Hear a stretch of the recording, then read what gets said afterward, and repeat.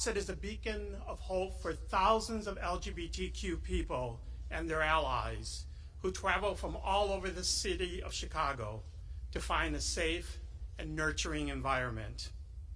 Our mission is to advance the health and well-being of LGBTQ people through holistic programming that touches the lives of 1,000 people every day. From youth struggling with homelessness to our seniors celebrating their authentic selves, to community members struggling with coming out and others living with HIV, and families who come to the center, as one mother said, "I come here to raise my child to be a loving human being." We are the diversity, we are the rainbow. We opened the center in 2007 after a 5-year capital campaign, of which many of these elected officials helped to open this historical building, a monument and a beacon of hope for the city of Chicago. And among those leaders who helped make this dream a reality is our Governor, Jb Pritzker. Governor Pritzker is no stranger to our community, for he has been fighting to advance equality for years.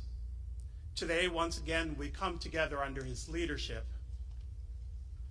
to make history in this great state of Illinois. With the signing of 4 important bills that advances our community across so many dimensions, we will continue to make Illinois a leader in this country to becoming the most inclusive and equitable state. It is my honor to welcome Governor Jb Pritzker.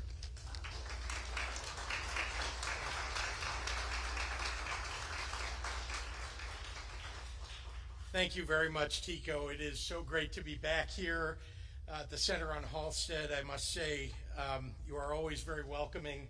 I appreciate very much the work that you do at the Center on Halsted, and I want to thank your entire family, the Center on Halsted family, for welcoming us and for hosting us here today. Most importantly, thank you for all that you do for the members of the LGBTQ plus community so that it can thrive here in Chicago. And of course, you create an example and a place of refuge for people all across the state of Illinois and all across the Midwest.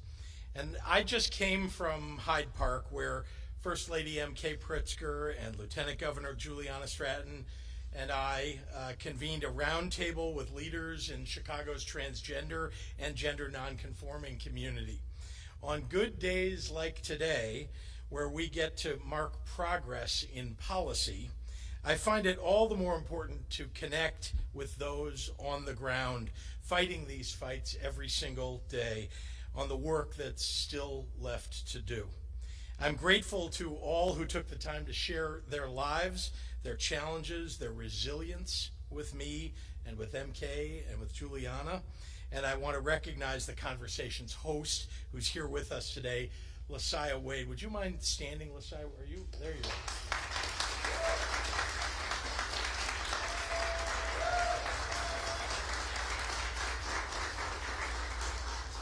Lasiah, of course, leads the Brave Space Alliance, and there were many people who joined us in that conversation this morning. I'm really grateful for you helping to organize that, Lasiah. In our continuing efforts to shape a safer and more inclusive Illinois, my administration is on a mission to lift up and empower those who too often have been overlooked or forgotten.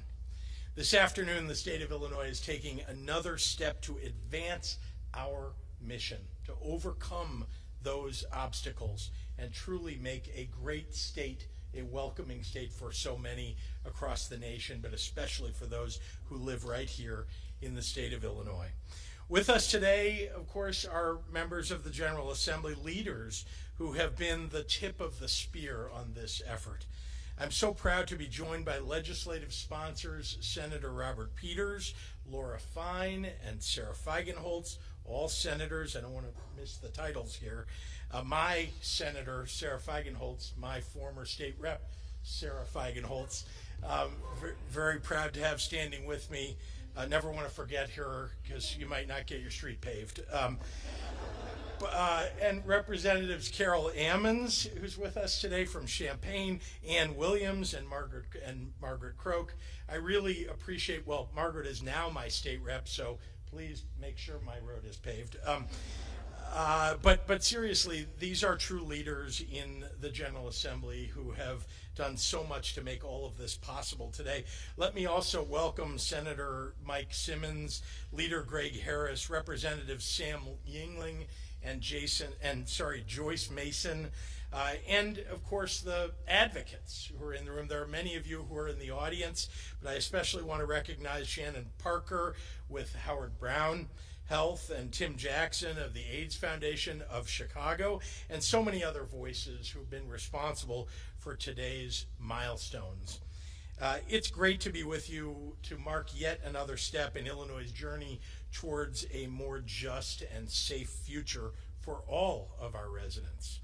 For 30 years and long before I became governor, I have imagined that Illinois could become a beacon of equality and hope for the national LGBTQ community, and Illinois is succeeding at it.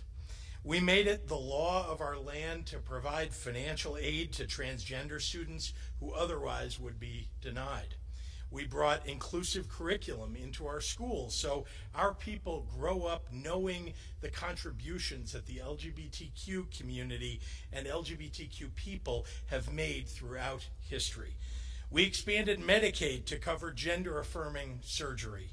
And we put into place the Getting to Zero plan to end HIV in Illinois in a decade.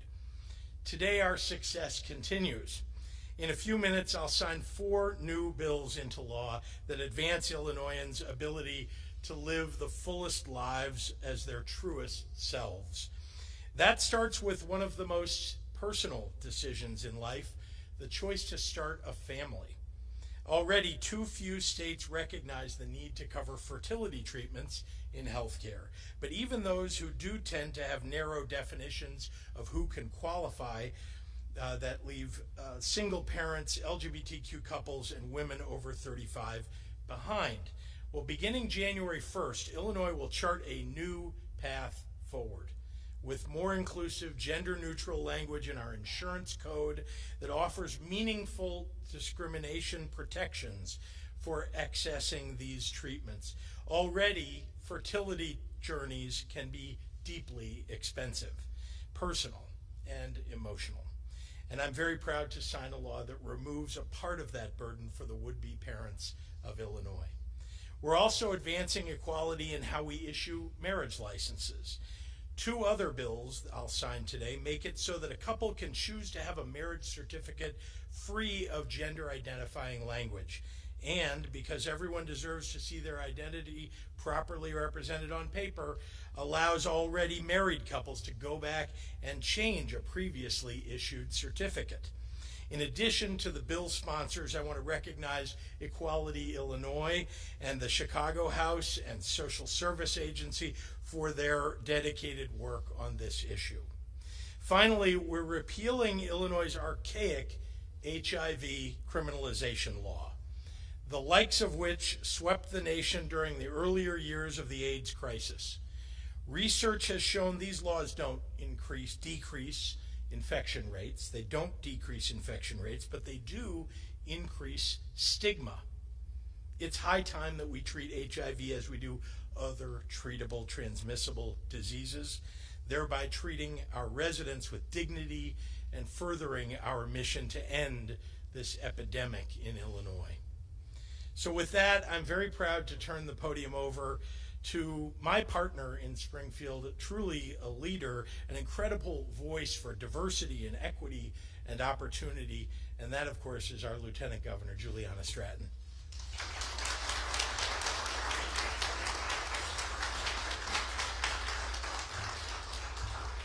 Good afternoon.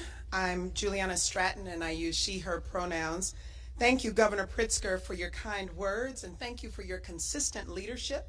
You not only talk the talk, but you walk the walk, and I'm always so proud to be partnered with you.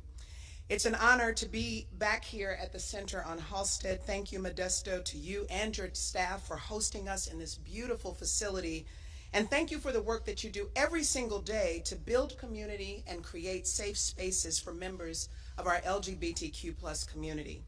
I certainly want to acknowledge all of my friends and former colleagues of the Illinois General Assembly, including those who led the charge as sponsors of the bills that the governor will sign today. They have already been acknowledged, so in the interest of time, I'll just say thank you for your incredible leadership.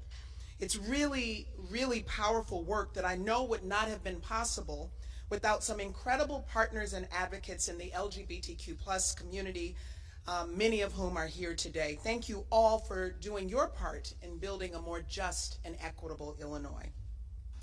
Today, we gather in the spirit of justice, equity, and opportunity, and in the spirit of righting wrongs, making clear our values and the ongoing work of transforming our state to become more inclusive and equitable for all. Activist Marsha P. Johnson said it best when she said, "You never completely have your rights, one person, until you have all your rights." So today's bill signing is about acknowledging that Illinois has indeed made some incredible strides in advancing LGBTQ+ rights, but we are not done. There is still more work to do, and our administration is committed to repairing the harm that has been done by outdated policies that fail to honor the humanity of every Illinoisan.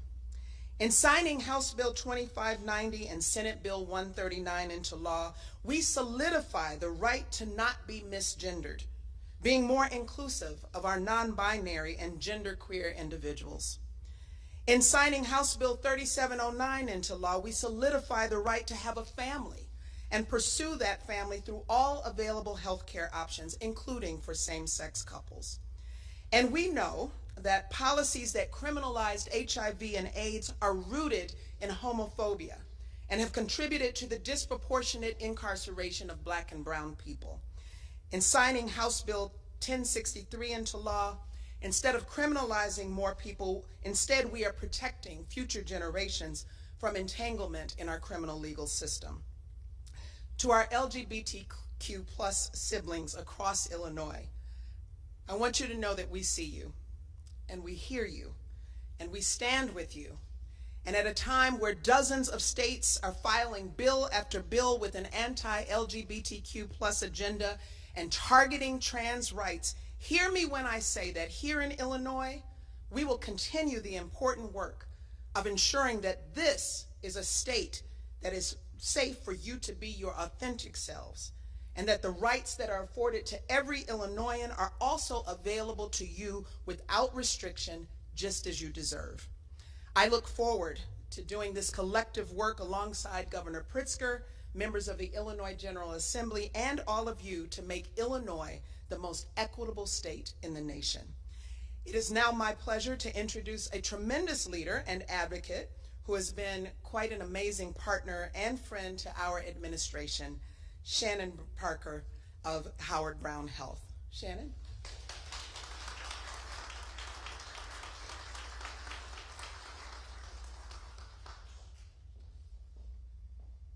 Good afternoon, everybody.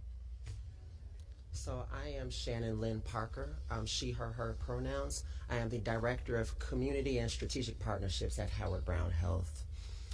Today further exemplifies why I am a proud Illinoisan.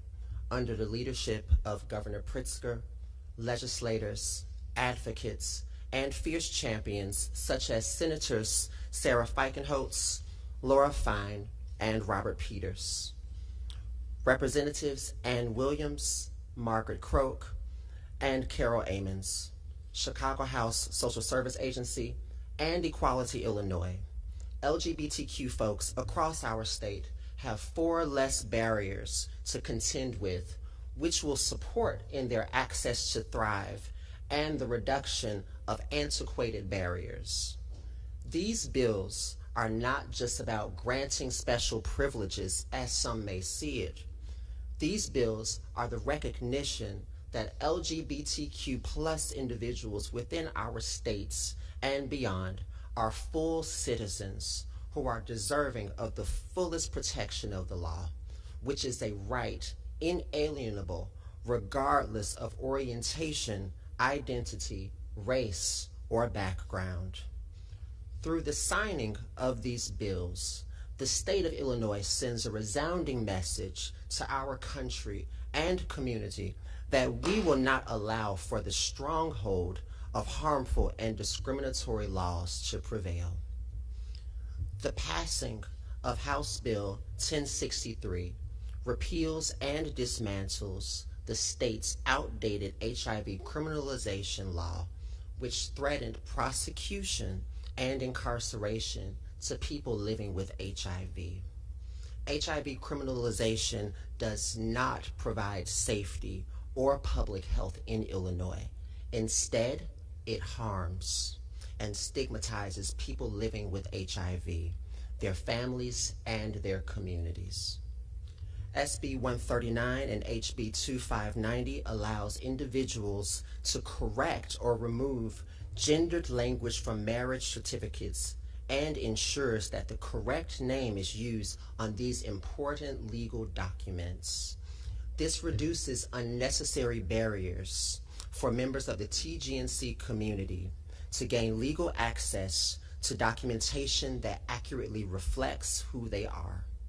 And HB 3709 amends the Illinois Insurance Code to be inclusive of LGBTQ families and single-parent households.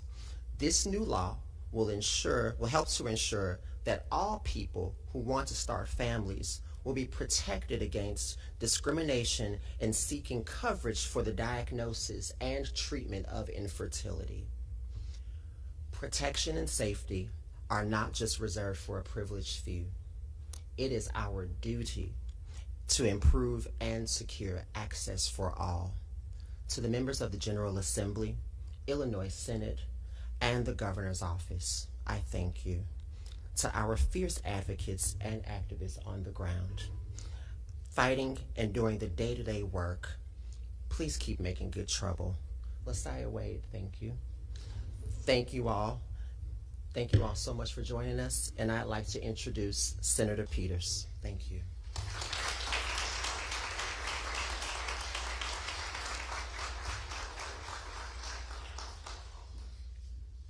Good afternoon. This is a historic day. I want to thank Governor Pritzker, Lieutenant Governor Stratton. I want to thank Rep. Carol Ammons, who was bold and creative in making this happen. And I want to especially thank the advocates at the Illinois HIV Action Alliance. This was driven by people organizing and fighting each and every day. Too often, when faced with a challenge in society, we seek the hammer of criminalization. When we use that hammer, it disproportionately destroys the lives of Black, Latinx, Indigenous, and Asian people. When we faced the challenge of HIV, our country reacted out of fear, prejudice, and hate, and with that brought down a violent and horrendous hammer. In turn, this caused more fear, pain, and trauma for people living with HIV. It did nothing to bring safety or treatment or public health to our world. The decriminalization of HIV is about moving away from the stigma of HIV, moving away from anti-Black racism and anti-LGBTQ plus discrimination. We got here because it is okay to be angry, to act up, to be persistent, to fight for a better world. It is about seeing all Illinoisans as neighbors, loving each other as a state community. Public safety is investing in public health and treatment and not public jails. To put it another way, give people PrEP, not prisons.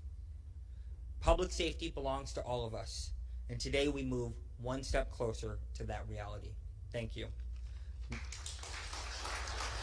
Next up, a tenacious fighter, downstate Central Illinois, Representative Carol Ammons.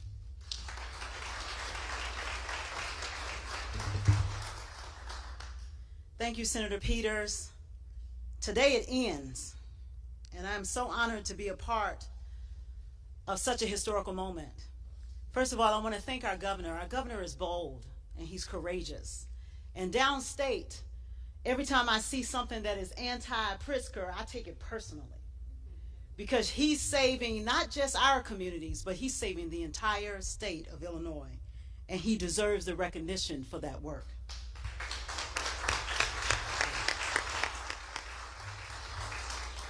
To my former colleague, Lieutenant Governor Stratton, she is amazing, and we all know that. And all of the advocates who've done this work, we can't do what we do without you. And I'll just tell you a very quick story. When Tim Jackson called my office, actually I called him about a different bill. And he said, Rep, I need to talk to you about something else. Can we set up another time? And I said, absolutely. So he set up another time. A Zoom was set up, and me and Mike Zeri and Tim were on the call. And he said, you know, we have this law on the books that criminalizes HIV. I said, really? He said, oh yeah, it's since 1986, it's been on the books, and people with HIV are threatened with this law, and only a few people have been charged with this, and most of them are people of color, and we need to do something about this. So I said, well, send me the information. He did. I immediately read it, and I looked at it, and I said, this has got to be some kind of archaic joke. We don't criminalize STDs or COVID or any other disease that is a public health issue. This is a health issue, yet we have a law on the books that criminalizes people. I said, no, we gotta remove that. He said, yes, that's what we want to do. So he sent me the language. That's exactly what we set out to do. But we ran into a few barriers because people didn't know, like I didn't know, that this was even still on the books. And so my colleague, Senator Peters, he said, I don't know, Kara, I don't know if we can get it done in the Senate. You know I tell the truth all the time. It's the truth. We got to tell the truth. We got to tell people how this works so we can get it done. Well, you know, we just happened to have a Black Caucus meeting one night over in Springfield, and who walks in the door but the President of the Senate? And you know I ain't going to miss an opportunity. I said, President, we got this thing, and we got to do it, and Senator Peters is working hard, and I really need your support to do this. I said, but I'm going to pass it in the House. And he said, okay. So we did. We passed it in the House, and he kept his word, and he worked with Senator Peters to get it passed in the Senate. That's how this works. And so for us, we got to continue to educate people, because it's not just about me as a rep or him as a senator. It's about the work of Equality Illinois. It's about Personal PAC, right? It's about the Chicago AIDS Foundation that reaches all the way to Champaign. It's about people knowing how to change these policies so their lives can be improved. That's what this is truly about. And so I'm honored to be even an advocate in the House to just simply do that. And so the work that the governor is going to sign today will stop the archaic process of criminalization of people with HIV, but also removing the demoralization that their families experience as a result. Because it's not just about the individual, it's also about their families. And that's what we're here to do. I also want to highlight something very important my colleagues did in this package, which is also to change what has happened around marriage certificates. I was on the county board in Champaign County when we passed the first civil union bill in Champaign County. We then had an opportunity to pass it in marriage in the House. And now we are correcting again the record so that people can live with dignity in their families the way they are supposed to be able to do. And I just happen to be married to a great clerk, Champaign County Clerk Aaron Amis, who's here with me. And he is going to make sure that when people walk in his office, there are no barriers when they come in to activate what the governor is going to sign for those families today, because that's how we complete the circle. So I am so excited to be a part of a great General Assembly. I'm excited to be a part of a great movement that is removing criminalization in every aspect of the work, because we know that there are many bills put on the books that are anti-Black, anti-youth, anti-this, anti-that. We want to take them all out. We want to make sure there's gender-neutral language in our code. We want to make sure that people have a real opportunity in the state of Illinois. And today signifies that we're serious. So we are so thankful for all the work that every member has done to do this work, and all of the advocates and all of you, because if you are not pushing from the other side, sometimes it takes a lot longer to get it done. but we are honored to be with you today. Thank you all so much. Thank you, Governor Pritzker. Thank you, MK, for being such an amazing woman.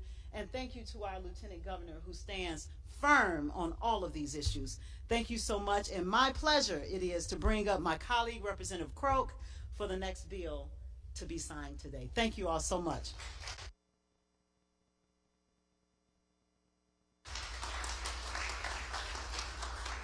Good afternoon, everyone.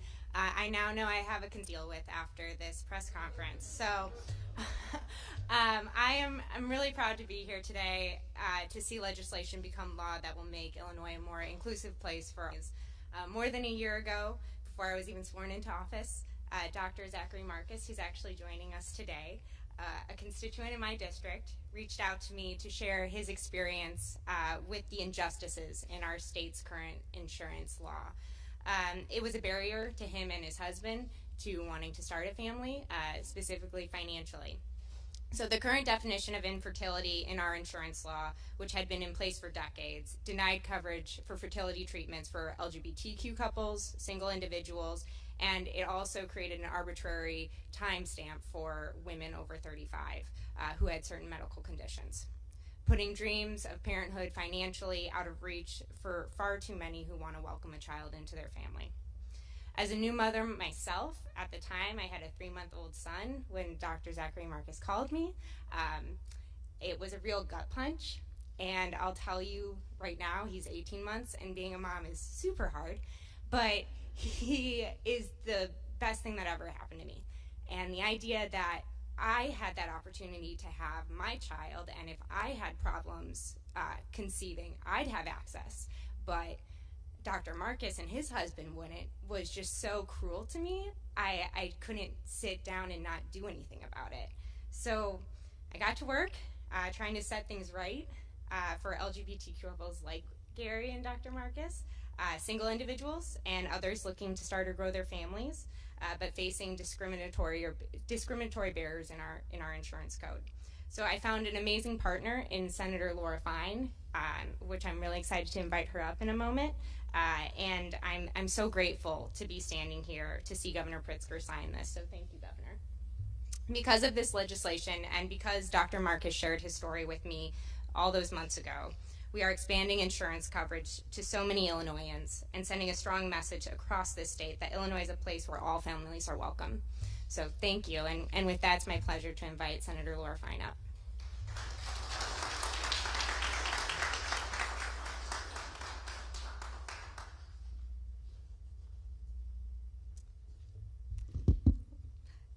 Thank you so much. Thank you, Representative Croak, for entrusting me with this legislation, because when you called me up, and I've dealt with a number of pieces of insurance legislation in the past, I saw this as our next challenge and the next wrong that needed to be righted. And that's absolutely what we were able to do. I also want to thank my colleagues, because in order to pass anything in the General Assembly, the saying is 30-61. 30 votes in the Senate, 60 votes in the House, and then, as we'll see today, the governor's signature for something to become law. So today is one of those days that I like to sit back and reflect upon why I'm proud to be from Illinois. We are a state that thrives on our diversity, our inclusion, and our desire to allow everyone to live their best life. This new law continues along that path. It recognizes that no two families are the same, and it supports all of us who want to grow our own unique families. This law supports our friends, our neighbors, while recognizing a family is your personal choice at any age, with any partner you choose, or even to do it on your own. We want to support everyone as you take this amazing step that is so life-changing into parenthood. We all know who've been able to experience this exactly how life-saving it is, because if you talk to any of us, the first thing we talk about is our kids. And that's such a proud moment for everybody. And it's so exciting for me today to say that nobody will be excluded from enjoying that privilege because of finances. So this is a day of pride. It is a day of celebration.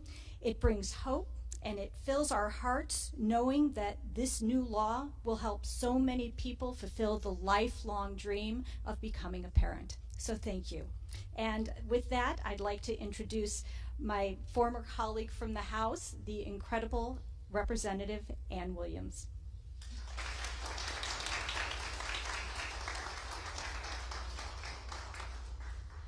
Thank you. My name is Ann Williams, and I'm state representative for the 11th District. And wow, it is so great to be here today in such a warm and welcoming space in person.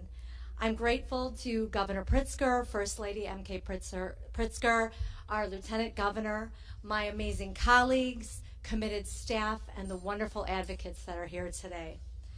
So a marriage certificate is so much more than a piece of paper. It reflects the foundation of a partnership, the foundation of a family. It's a symbol of love and commitment to a partner. It should accurately reflect who you are, but for many Illinoisans, it hasn't. But now it can, and it will. The simple changes we are proposing today, which will ensure marriage certificates are accurate both in terms of name and gender, may seem small at first, but they are incredibly significant to those who they impact. Every Illinoisan deserves this.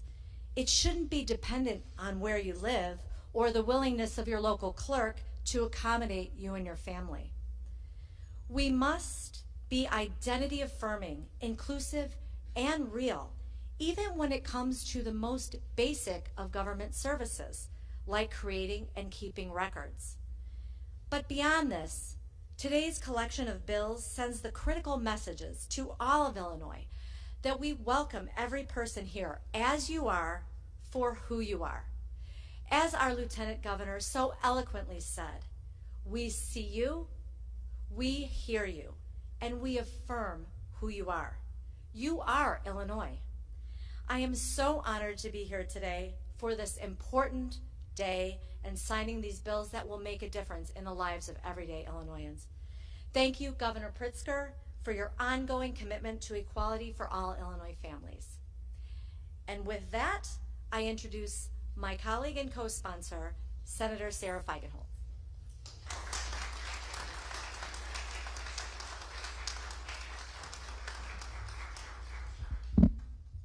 Hello, everyone. It's always great to be at cleanup.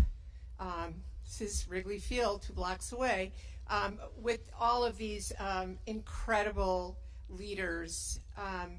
This is a historic day. We're in a very historic room where many people from the LGBTQ community have gathered to celebrate victories, to strategize about how to celebrate victories. And as many of my colleagues said, a lot of this wouldn't happen if we didn't have a governor who, before he was governor, long before he was governor, was in his heart, in his soul, he was always on the same page and standing with this community. That is why I support him, and I am just thrilled that we are here today to do this. Imagine being a state legislator and someone walks into your office or calls you and tells you that their spouse has been denied hospital visitation, or that they have been denied their spouse's employer's health insurance because their gender pronouns and their names were not aligned on their marriage certificates. This is what we do. We hear you, we listen to you, we get in there and we change laws. It is absolutely amazing, however, that all of these laws passed the same year they were proposed. How about that? Let's give it up.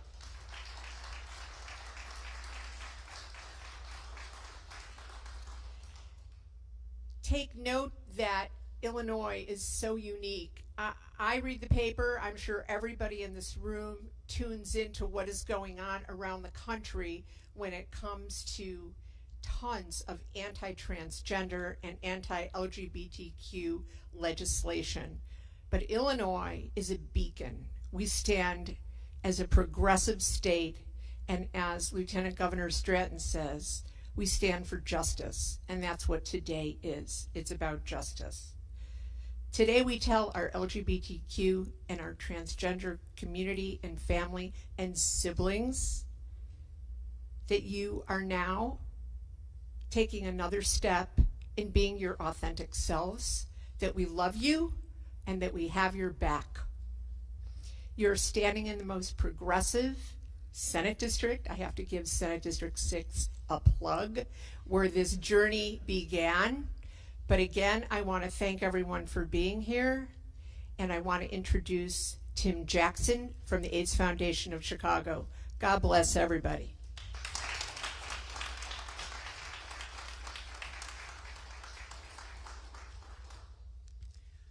My name is Timothy Jackson, Director of Government Relations for AIDS Foundation Chicago, pronouns he, him, and his. Now, I do want to let you all know I am the son and grandson of Baptist preachers, but I promise you I won't be up here too long. So, to Governor Pritzker, Lieutenant Governor Stratton, Representative Ammons, Senator Peters, other esteemed members of the Illinois General Assembly, and those gathered with us today, it is indeed an honor and a privilege to offer remarks on behalf of the Illinois HIV Action Alliance, a statewide coalition of advocates and organizations committed to repealing the state's law criminalizing people living with HIV. As a person living with HIV for nearly 12 years, it also brings me profound pleasure to represent the people and communities most impacted by not only HIV and AIDS, but by this stigmatizing and discriminatory law. We know that the most effective way to address the HIV epidemic is through testing and treatment. However, HIV-related stigma, discrimination, and criminalization act as barriers to the state's goal of ending the HIV epidemic in Illinois by 2030. Today is indeed a historic day, as Illinois will become the second state in the nation to fully repeal its HIV criminalization statute. To reach this momentous milestone required a team of advocates and people living with HIV working together to end social stigma and criminalization surrounding HIV. While time does not permit me to thank every single person and over 100 organizations who supported this effort, I would like to take a moment to recognize those who testified in committee hearings in support of House Bill 1063, Tom Hughes of the Illinois Public Health Association, Dr. Corey Bloom of Howard Brown Health, and Gerlandi Guidetti of ACLU of Illinois. I would also like to recognize the Coalition Steering Committee members for their tireless commitment to this great work. AIDS Foundation Chicago, ACLU of Illinois, Chicago House and Social Services, Equality Illinois, Howard Brown Health, Illinois Public Health Association, Lambda Legal, Legal Counsel for Health Justice, Pride Action Tank, Christian Castro, Betty Donoval, and Liz Bilek. We would also like to thank our national partners in this work, the Elizabeth Taylor AIDS Foundation, the Sarah Project, and Positive Women's Network USA. And I would be remiss without thanking our two legislative sponsors, State Representative Carol Ammons and State Senator Robert Peters, for your leadership in advancing this measure. The coalition could not have been blessed with two finer legislative champions, and we are forever grateful. We also want to thank the bill co-sponsors and legislators who supported House Bill 1063 in a bipartisan way. As I close, I want to share with you some words penned by the great Black lesbian poet Audre Lorde. When I speak of change, I do not mean a simple switch of positions or a temporary lessening of tensions, nor the ability to smile or feel good.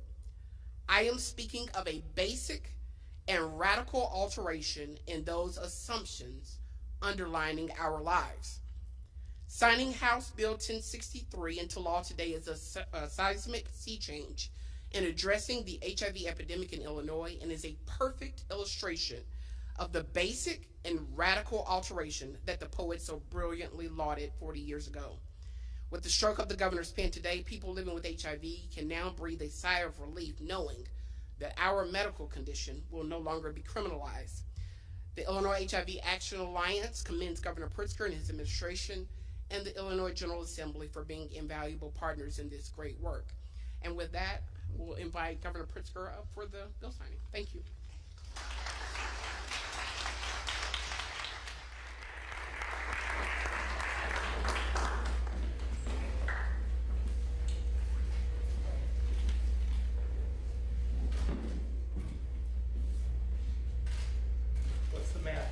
I've got 10 pens and 4 bills.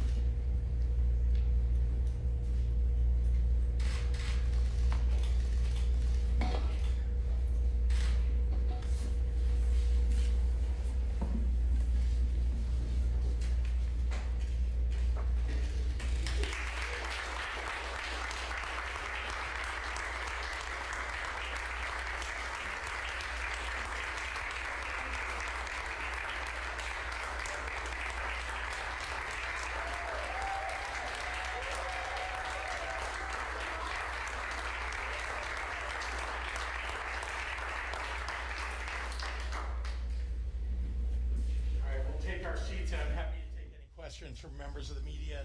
Of course, if you have questions for the bill sponsors, happy to turn it over to them as well. House Bill 1063 really impacts the state's economy and why that was critical in that way. In the HIV criminalization labor. If you don't mind, I'll turn it over to. We had an opportunity, to do a little bit of research around it because I really wanted to see how many people were actually charged with this. So not only was it outdated, but we had about maybe 80-something people that had been charged since '86, since it was put on the books across the country. And we knew that that was way too many people, one too many people. And so that's what really started this whole effort. The state's attorneys certainly, usually they are willing to follow the law. Thank God to Governor Pritzker signing that bill today. And we look forward to working with our state's attorneys to make sure they get the information and how the new law is going to be structured. Is that effective immediately? It is effective immediately, yes. Yes. Is that the same for each one? I'm sorry. I'm not sure about all of them. I think their effective dates are slightly different on each one. Yeah. We'll get to it. Yeah. All right, thank you. Absolutely. Do you want to have anything else? Subject Yes. today, right now, the CDC is changing their mask guidelines. Can Yeah. you comment on that? Yeah, I have not seen the changes. I know there are a variety of very particular changes regarding masking, in particular, as I understand, for people who may have some pre-existing conditions who are already vaccinated. So I'll be reviewing all of it. And, as you know, we have followed the CDC science and guidelines since we moved to phase 5. We continue to look at that scientific evidence for how we will operate in the state of Illinois. It is advising that everybody in schools, regardless of vaccination status, be masked. So there's no doubt that will weigh heavily on decisions that I'll make about what we should do for the state of Illinois. So just give me an opportunity to read it. You and I talked about this the other day. So at what point do you there are the small business owners, again, expressing concern, some in this neighborhood, about this Delta variant becoming so bad that another shutdown looms. What would you say to those folks? Well, you keep using that term, the S word, and the truth is, they are mitigations. What we're attempting to do is to look at masks and the most effective thing that you can do, which is to get vaccinated. Get vaccinated. Do I need to say that again? Please, everybody, get vaccinated if you are not already vaccinated.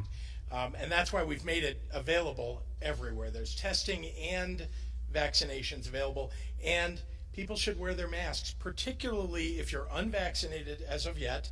You're still learning more information. You want to be educated about it. Wear your mask when you go out, particularly in a, when you're among lots of other people.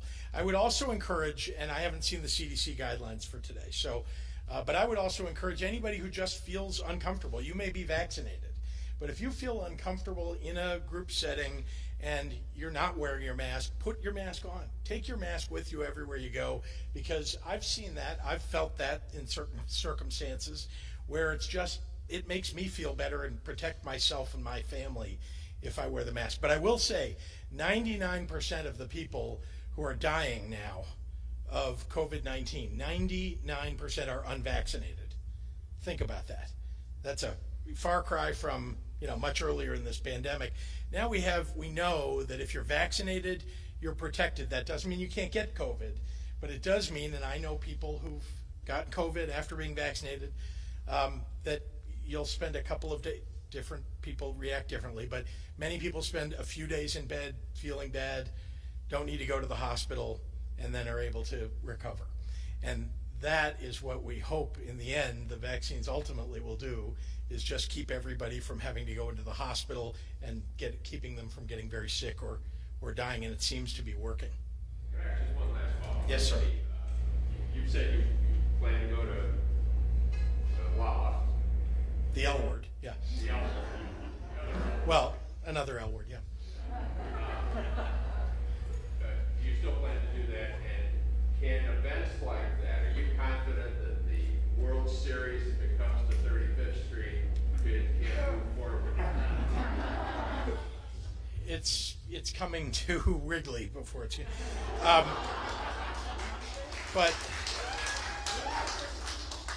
but I pray for you nonetheless. Look, like I said, I plan to go to Lollapalooza, but I also know I'm going to watch every single day what it looks like in terms of cases rising, and make decisions, smart decisions for myself, for my family, for our friends, as we move forward. And yeah, I may wear a mask when I'm at Lala, depending upon whether I can social distance or not. I think we all need to pay close attention. This pandemic is not over. It is not over. We would like it to be over, but it is not yet over. And we know that if people remain unvaccinated, there is a greater and greater possibility that you'll have a variant that ultimately will break through the vaccines that have already been developed, and that someone could get very sick as a result. So that's why we want to encourage everybody to get vaccinated. But as far as I'm concerned, if you're outside and you're among lots of other people and you feel uncomfortable, please wear your mask when you are in that circumstance. And certainly that's the case indoors as well. I know you've got more than I do, but I'll put this on 35th Street.